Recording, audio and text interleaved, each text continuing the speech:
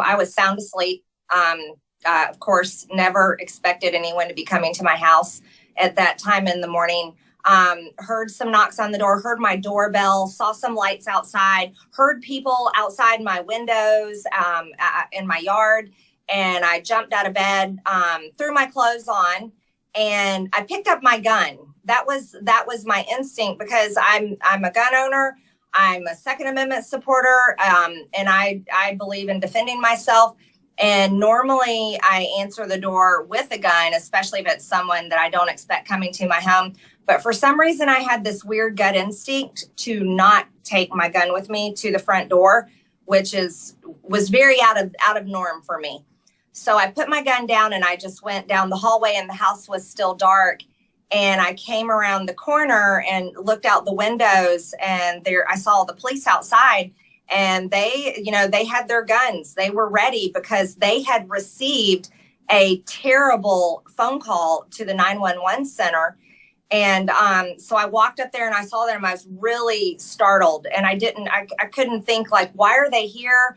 Did something bad happen? That was what I was thinking. I thought maybe someone had been hurt or killed, and they were coming to talk to me about it.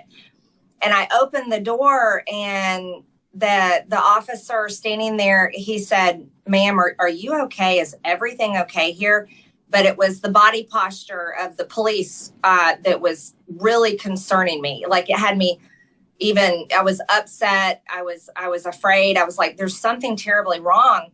And I said, yeah, I'm okay. I was sleeping. I'm like trying to understand what they're doing. And he said, hold on, let me get my sergeant. And then they came from around the corner and came up the steps and told me that someone had called in to the 911 call center here in Rome, Georgia, and had reported that someone had shot they said either her husband or her boyfriend 5 times in the chest in a bathtub. And then they were sending the police to supposedly go help. But then they called back a second time and said, there's children in the home.